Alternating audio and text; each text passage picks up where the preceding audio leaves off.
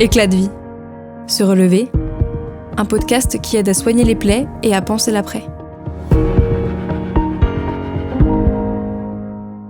Les accidents collectifs et les attentats, de par leur violence, peuvent causer un psychotraumatisme dont l'impact varie selon l'exposition au danger, les circonstances du drame et l'histoire de vie de chacun. Comment ces épisodes de vie tragiques peuvent nous fragiliser ? À quel moment faut-il s'inquiéter ? À quel moment faut-il consulter ? Je suis Avril Prosper, psychologue au sein de la Fédération nationale des victimes d'attentats et d'accidents collectifs. Dans ce podcast, je serai accompagnée de victimes et de professionnels ayant touché de près ou de loin ce phénomène si complexe. Ensemble, nous tenterons de décrypter les causes de ces blessures invisibles, d'en comprendre les symptômes et de partager des méthodes de soins. Bonjour à tous, bienvenue dans le podcast de la FENVAC. Aujourd'hui, nous avons rendez-vous avec Jean-Philippe Isoré, aumônier militaire à la retraite. Après une expérience de 23 années auprès de militaires sur le terrain et revenant de zones de combat, Jean-Philippe nous parle de ses interventions auprès de ce public enclin au psychotraumatisme, de son rapport à la spiritualité et de ses ressources face à la réalité du terrain. Ce podcast aborde la vision du psychotraumatisme de notre invité, empreinte de ses croyances. Il s'agit d'une démarche d'ouverture qui s'inscrit dans le respect du principe de neutralité religieuse de la FENVAC, prévu dans ses statuts. L'aumônier militaire est celui... Enfin, je sais pas si tu veux l'enregistrer. Un aumônier militaire, c'est quelqu'un suivant la loi de la République qui est présent pour permettre aux soldats, où qu'ils soient, de célébrer leur culte. Ça, c'est la première chose, c'est fondamental. Après, l'aumônier militaire, c'est une référence pour tout type de soldat, quel que soit le grade et quelles que soient les circonstances. Un ami, si tu veux. Un ami, ça c'est extrêmement important. Et dans l'armée française, c'est pas le cas dans les autres armées, mais dans l'armée française, l'aumônier militaire prend le grade de la personne qui est en face. Je discute avec un simple soldat, je suis simple soldat. Je discute avec un général, je suis général. Avec le respect dû à la hiérarchie et tout, c'est ça. Donc, on est très proche des gens. C'est ça qui est extrêmement important dans l'armée française. Pour un pied d'égalité, on n'est pas dans la hiérarchie. Quand on est envoyé dans un corps militaire, on est placé tout près du chef de ce corps, mais il n'y a que lui et notre chef à Paris qui peut nous donner des ordres. Les autres, non. Mais moi aussi, je n'ai pas d'ordre à donner à du personnel. Comment est-ce qu'on devient aumônier dans l'armée ? Je dirais que tout aumônier protestant peut être pasteur de paroisse, mais tout pasteur de paroisse, pour moi, ne peut pas être aumônier.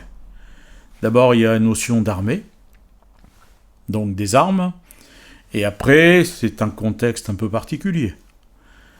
Quand vous êtes habitué d'être dans une paroisse, je dirais avec les bons chrétiens et bons paroissiens, quand vous arrivez dans certaines chambres de soldats, avec certains posters, en train de regarder certains films, c'est autre chose. J'ai été officier, l'école d'officier de Montpellier, avec mon service militaire, préparation militaire... simple pour être sous-officier, pour être officier, parachutiste, différentes choses. Et donc j'étais sous-lieutenant dans l'armée. Après j'ai arrêté, j'ai repris les études, et après j'ai été pasteur dans le civil.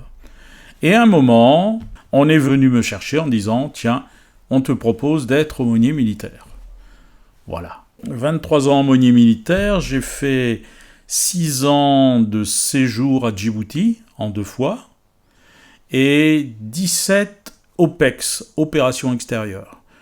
Le Kosovo, le Niger, le Tchad, enfin plein de pays. Chaque année, je partais 4 mois, 5 mois, 6 mois. Ok.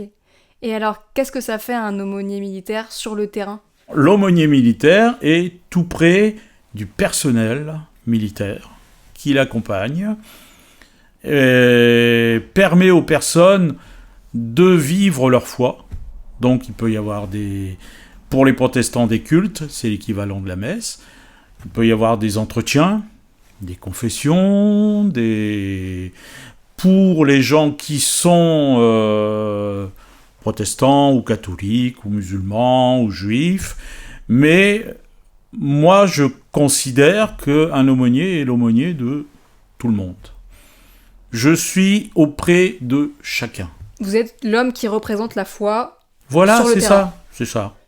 Et alors du coup, en 23 ans sur le terrain, auprès des militaires, j'imagine qu'il y a eu plein de fois où il y a eu des événements pas forcément faciles. Comment est-ce que vous, en tant qu'aumônier, vous avez géré finalement ce poids auprès des gens ? Actuellement, depuis la guerre d'Afghanistan, l'armée française a pris en compte cette notion de psychologie et de psychiatrie. Avant, c'était « tu es un homme, donc tu ne ressens rien. Tu ne pleures pas, tu n'en parles pas, parce que si tu pleures, si tu en parles, si tu y fais allusion, tu es faible. » Et donc les gens n'osaient pas en parler, même entre eux. Et ça se garde. Si vous essayez de discuter, et on voit avec les récits des anciens poilus, des gens qui ont été en Algérie, les gens n'en parlent pas. Parce que c'est trop intime, et les autres ne comprennent pas. Ne peuvent pas comprendre. Si tu n'as pas vécu, tu ne peux pas comprendre. C'est ce que les gens pensent en général. C'est faux. Il y a quand même des pistes, il y a des expériences à entendre. Et donc, depuis l'Afghanistan, l'armée française a mis en place ce qu'on appelle des sas de décompression. C'est-à-dire que quand les gens reviennent d'OPEX, opération extérieure, ils ont de plus en plus la possibilité, ou alors ils y vont carrément en tant qu'unité complète, dans un endroit où ils restent 2-3 jours, ou plus s'ils ont besoin, 2-3 jours, pour souffler, pour avoir l'occasion de parler avec des psychiatres ou psychologues ou assistantes sociales, mais c'est pas obligé, hein, on leur demande, est-ce que vous voulez discuter, parler de ce qui s'est passé ? De plus en plus, ça se fait. Moi, personnellement, je n'ai jamais fait ça. De SAS, jamais. On m'a jamais proposé, bon, c'est les anciens, quoi. Mais c'est vrai qu'on vit des choses qui sont terribles, hein. D'abord nous-mêmes, et après par des récits des gens avec qui on discute, hein. Je me souviens d'une personne, lui c'était pas opération extérieure, c'était tout simplement un des militaires, les gendarmes sont aussi des militaires, hein, un des militaires qui avait ramassé les morceaux des passagers d'un vol qui s'était écrasé. Et qui me disait, pasteur, depuis 15 ans, je n'en ai jamais parlé. Et ce gars-là était touché, surtout parce qu'au départ, il avait ramassé des débris d'enfants. Une tête, une main, un bras. Vous reconnaissez quand c'est un enfant, surtout un enfant. Et donc, il faisait des cauchemars toutes les nuits depuis 15 ans. Donc, oui, moi, j'ai jamais fait de sas. J'ai fait des dessins, je te les ai sortis, si un jour tu... Je peux regarder ? Oui. Et alors du coup, ces dessins et ces écrits, tu les as fait après les OPEX en revenant, j'imagine ou Oui, je l'ai fait après ma dernière OPEX. Au début, j'ai commencé juste avant la retraite. D'accord. Donc bien après, enfin certaines de ces choses sont sûrement plusieurs années après l'événement. Ah oui. Alors c'est quoi qui t'a poussé à mettre ça sur papier finalement ? Tous les gens qui me demandaient d'écrire quelque chose, je dirais extérioriser aussi, parce que on peut très bien, par exemple, quand des enfants ont subi des choses, le dessin de l'enfant permet qu'il extériorise. Voilà. Je n'ai, que les gens me fassent confiance, parce que je me connais, je comprends. Mais j'ai vu tellement de choses Me confier à quelqu'un d'autre, non. Non. Parfois, il y a des choses qu'on ne peut pas forcément dire, qu'on n'a pas envie de dire, mais qu'on peut exprimer autrement. Et notamment, le dessin ou l'écriture, c'est ce qu'on appelle la sublimation en psycho. C'est transformer une émotion qu'on a en nous en quelque chose de sublime, finalement. C'est de l'art. Donc ça peut être soit de l'art, soit du sport, enfin... Quelque chose en tout cas qui permet d'évacuer, on va dire, ce qu'on a dans la tête. Bon, du coup, il n'y a pas d'image, donc je vais juste décrire rapidement pour le podcast. C'est des dessins, donc des portraits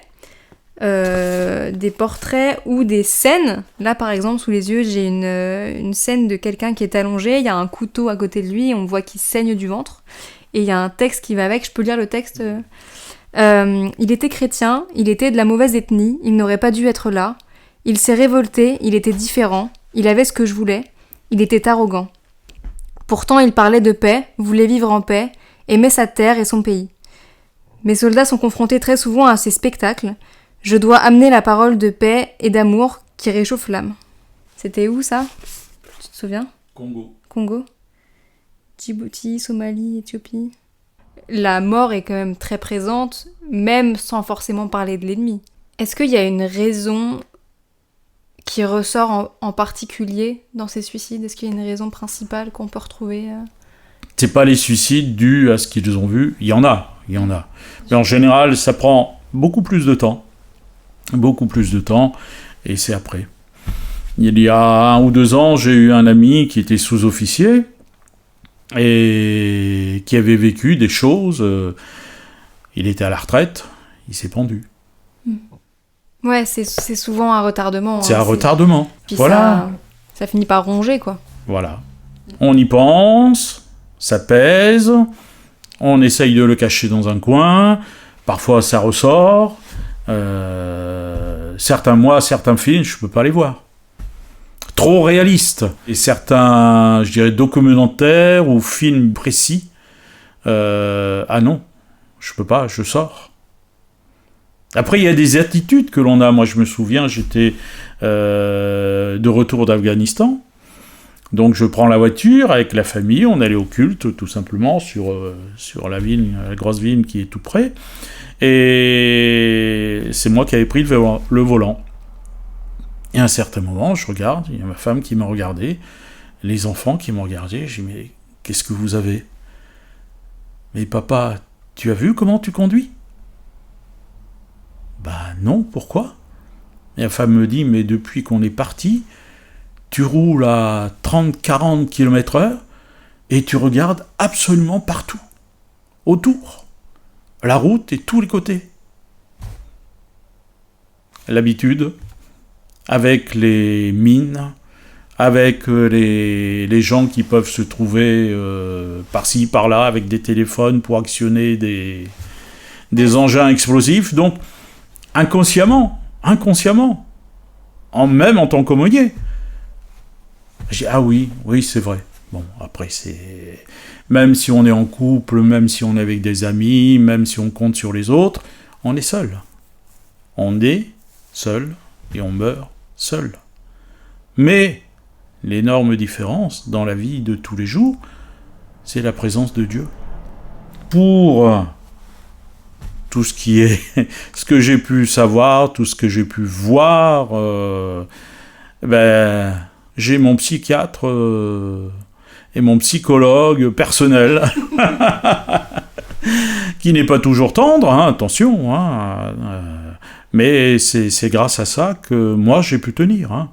Mais certains autres aumôniers ont eu des burn-out, ont eu des... Attention, c'est pas... Mais c'est pour ça que je dis, ça dépend aussi de la spiritualité.